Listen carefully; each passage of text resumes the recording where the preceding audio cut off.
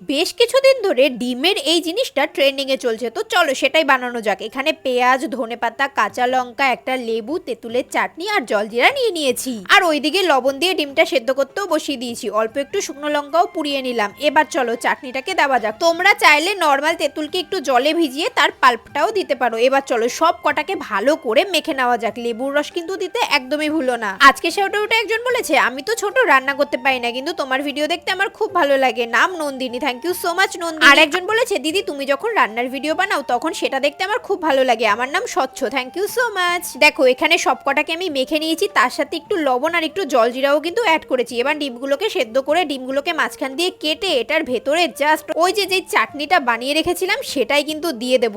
আর এটা খাওয়ার পর আমি তো জাস্ট প্রেমে পড়ে গেছি। সিরিয়াসলি তোমরা অবশ্যই কিন্তু বাড়িতে বানিয়ে খেও। এটা বানানো খুবই ইজি কিন্তু খেতে জাস্ট অসাধারণ। কেমন লাগলো জানিও। চলো টাটা।